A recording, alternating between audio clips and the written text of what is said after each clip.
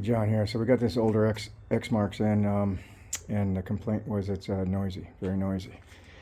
So the proper way to find out which bearing or spindle or whatever is making a noise is to release the belt, right? I say proper way. There's no way to tell if you're running a mower deck without, with things hooked up. You're not going to be able to identify them. So what I did here is this is the one, the idler on a spring. So we just release the belt. And spinning these, they all sound really good. This looks new. That's just the belt, I think. See that one? Can't hear a thing.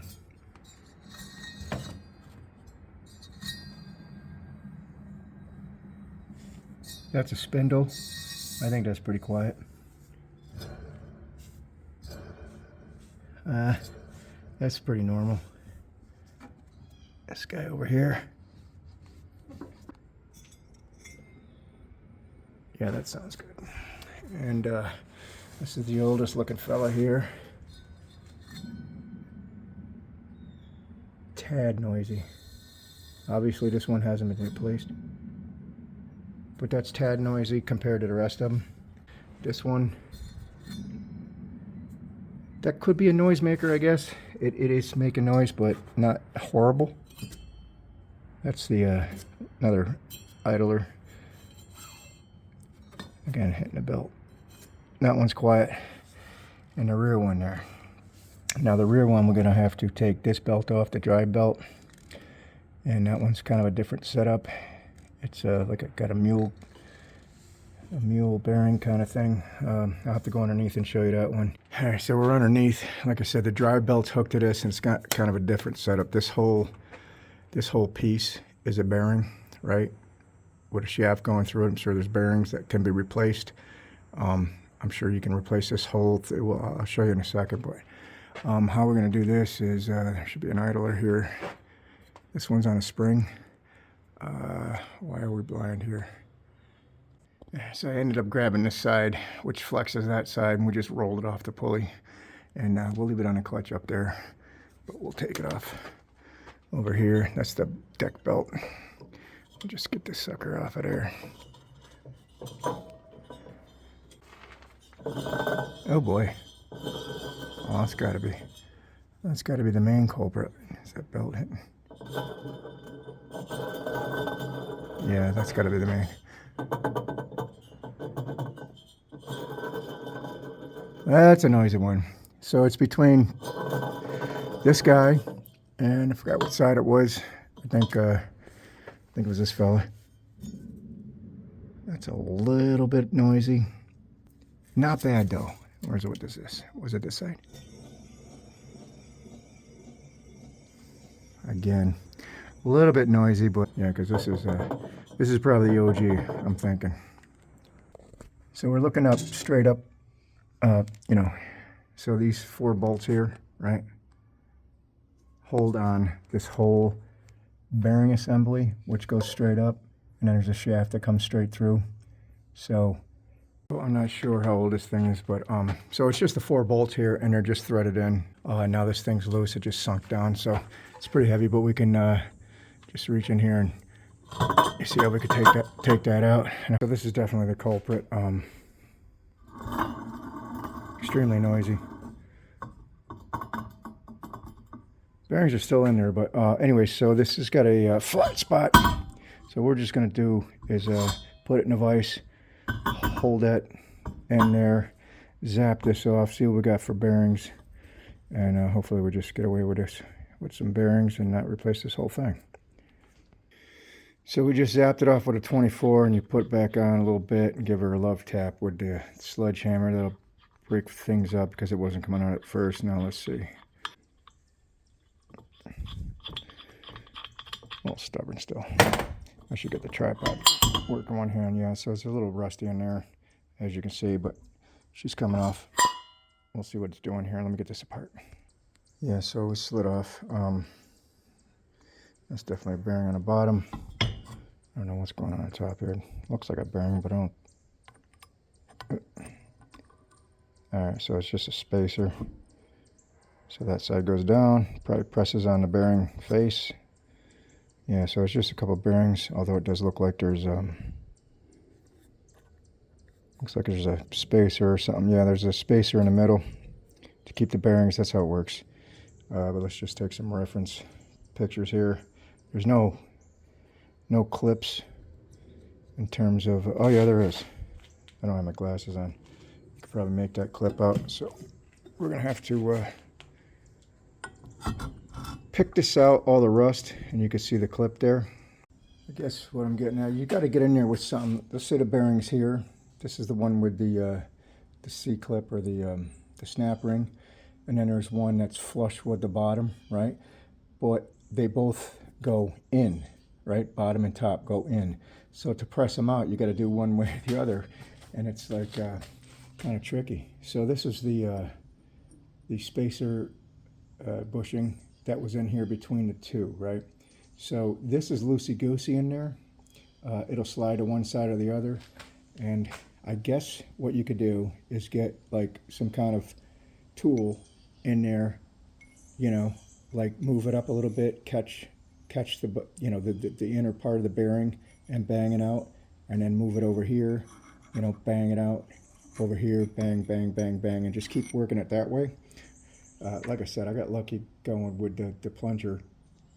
It's set in between, you know, the race or the inner bearing, and it got stuck when I pulled it up. Then I hammered it out that way.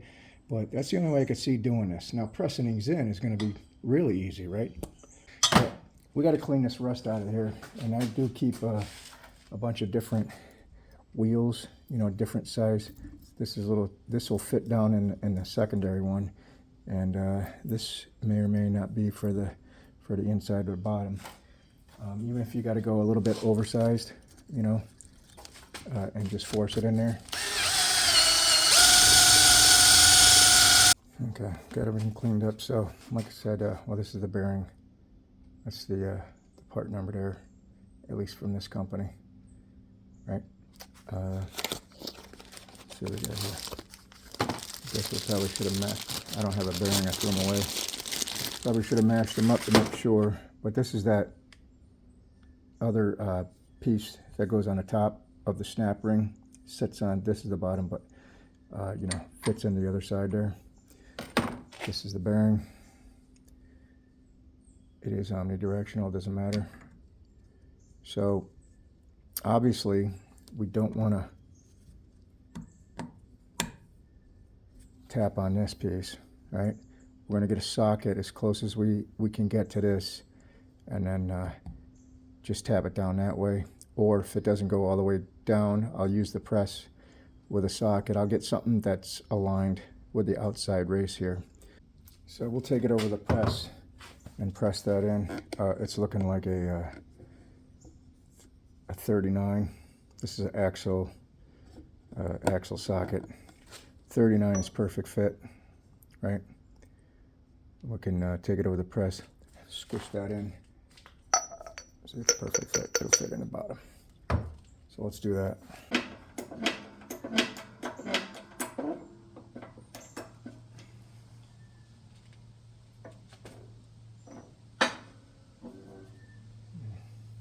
Smooth. Right to the edge. Obviously, you can get an idea. Now this is the one with the snap ring in there.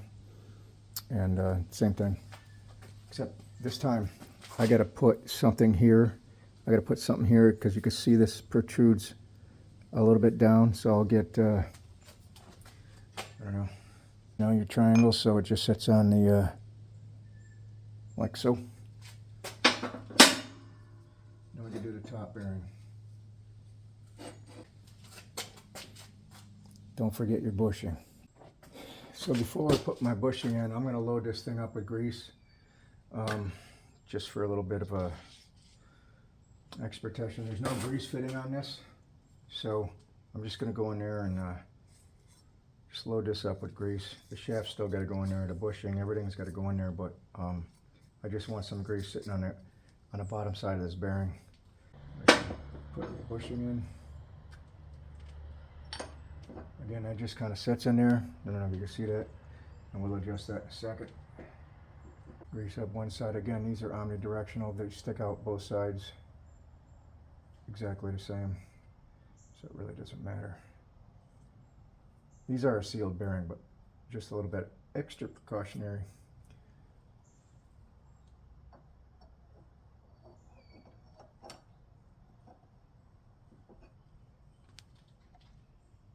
You want to make damn sure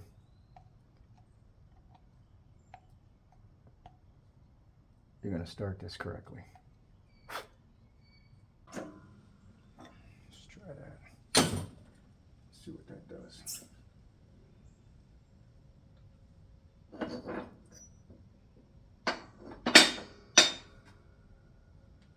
So, I think what's going on, I'm gonna have to get a smaller socket.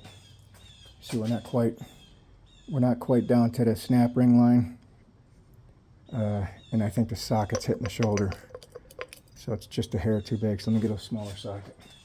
It's looking like 1.5 inches. We'll slide. Yeah, 1.5 inches.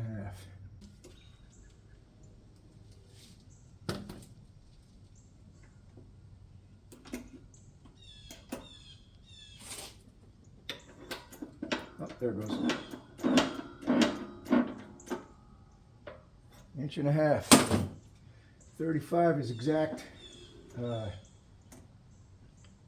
Exact. See, now we're in, I don't know if you can see that. Now we got the snap ring line, but 1.5 inches is the ticket. So I tried snap ring pliers to get it out. These are a little bit better than these. These are cheap as AF, because they're universal. You can change, you know, but they're very weak. These were a little bit better, but the problem is, you see the right, these little, because these are, you can change them different ways. So if you got a decent set of snap ring pliers, you could probably use snap rings. What I did was, to get it out, I got it loose and got a little screwdriver under there into the, you know, into the hole, and pried it out and got a screwdriver in there, and then just went that way. Oddly enough, getting it in was a lot easier. I'm going to try a couple of little pair of needle nose with some sharp tips. Getting it out was way easier, gotta tell you. It does go. It's almost in there. Oh, it is in there.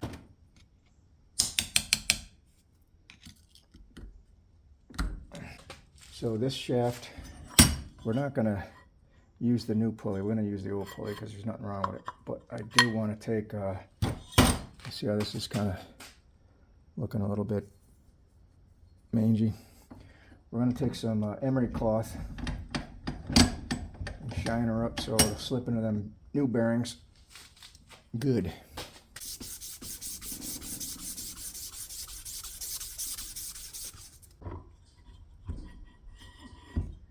Still a tight fit.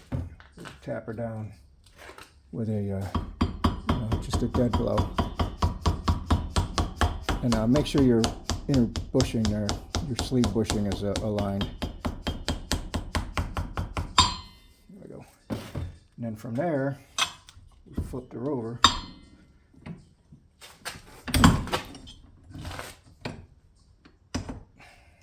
Put her on her head like this. We're still showing the same thing. Yep. So this is the top collar. See, it's got an indent there. It's got a protrusion on the bottom side. That goes on your race, on your inner race of the bearing. So it sits like this, and your nut goes on top of the recessed, right? The protrusion goes down, and oh wow, this does have a little bend in it. How bad is it? Because I do have a new pulley. That shouldn't be that bad. It's got a little bend here. On second thought, I don't like that.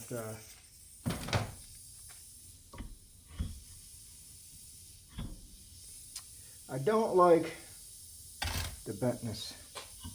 All right, because we got a new pulley, you might as well use it.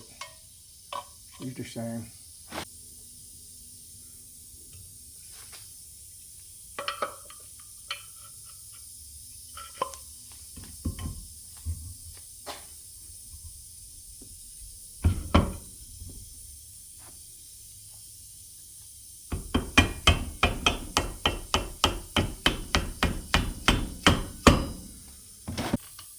before you put the nut on, you got to put that spacer in, or the top piece, right? I'm not going to take it out again. Just put that in. Then your washer.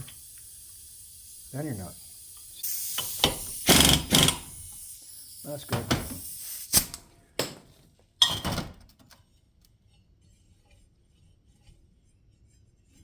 Can't hear nothing. So it's a no-brainer under here. It was just the 4 bolts. We got to do the drive pulley first. The drive is on the bottom, right?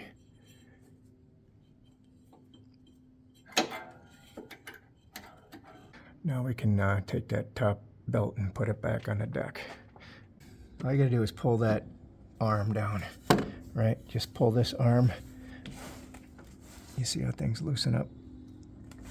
Get everything aligned. Check them again, because if they're not on a pulley, they'll fly right off. All right, we're good. All right, I think we're all set. So, relatively speaking, it was an easy job. I mean, the 4 bolts just to drop that pulley. Well, you have to get your belts off, or drop the bearing unit there. That's a no-brainer. It's easy.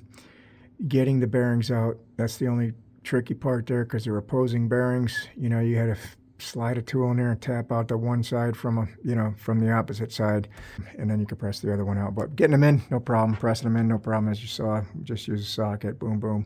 Put everything back together, and we're good to go. Anyways, that's all I got. Thanks for watching.